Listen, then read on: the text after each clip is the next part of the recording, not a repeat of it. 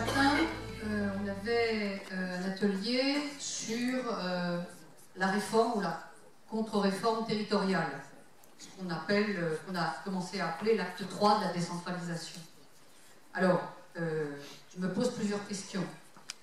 C'est vrai qu'une des grandes modifications de la Constitution, ça a été, je crois en 2002 ou 2003, la loi, enfin, la petite phrase qu'on a rajoutée, sa forme est décentralisée.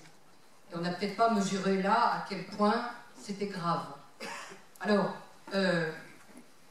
Monsieur Le Pors, pensez-vous que, enfin, êtes-vous aussi, comment dire, avez-vous autant peur que moi, par exemple, d'une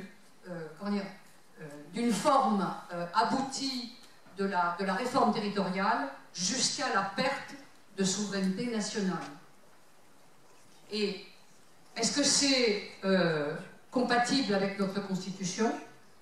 Et dernière question, une fois que cette contre-réforme est aboutie, que chaque région ou euro-région a repris toutes les compétences pratiquement de l'État et est en prise directe avec Bruxelles, comment est-il possible de récupérer la souveraineté nationale?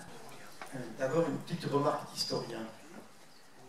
Quand les constitutions ont été élaborées, la 3e, la 4e et la 5e, chaque fois, il a été refusé par les forces de droite que soit inscrit dans la Constitution le régime électoral, la loi électorale.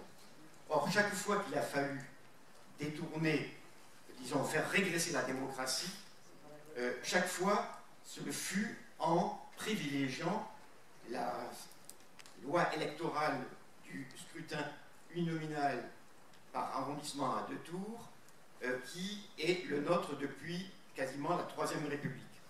Or, quand il y a eu des poussées démocratiques, que ce soit par exemple à partir de 1908 ou après 1945, ce fut toujours l'argument prioritaire de la réforme de la loi électorale par l'introduction de la proportionnelle à tous les niveaux, ce qui était avec liste départementale responsabilisant les partis, qui a été présenté comme la façon de régler la triple crise des démocraties constatées à l'époque, la crise de représentation, la crise de participation et la crise de souveraineté.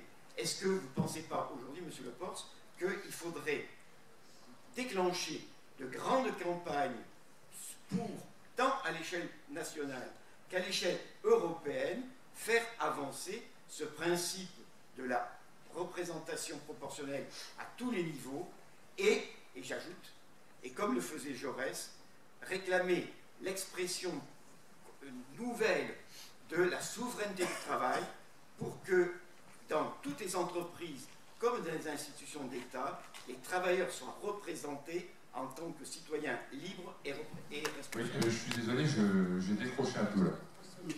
Ou alors j'ai loupé une marche, j'ai pas tout compris. Mais on parle comme si on avait le pouvoir.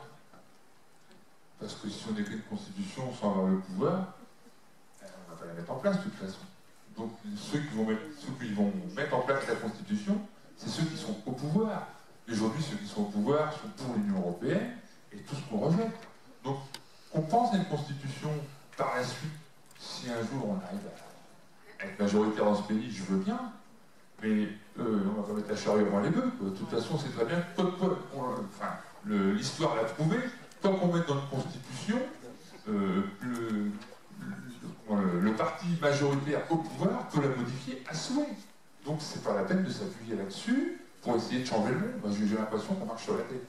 Je ne sais pas si j'ai tout compris, mais je pense que M. Le Pors, il a tout à fait raison de dire, si on crée une constituante tout de suite, on va se ramasser. Parce qu'on va la faire avec qui? Et avec quoi? On va mettre quoi dedans? Rien du tout. Ça va être foireux. Donc j'ai l'impression que, moi dans mon esprit, une constitution, c'est un socle de travail à partir duquel on va établir un modèle de vie, et non pas l'inverse. C'est pas la constitution qui va mettre tout en route. C'est simplement le socle de départ. Et sans pouvoir, on ne fera rien, quoi. Donc commençons déjà par mettre en place une une feuille de route, on peut accéder au pouvoir. Dans ce cas-là, on pourra peut-être parler de constitution, apparemment, je vois pas comment.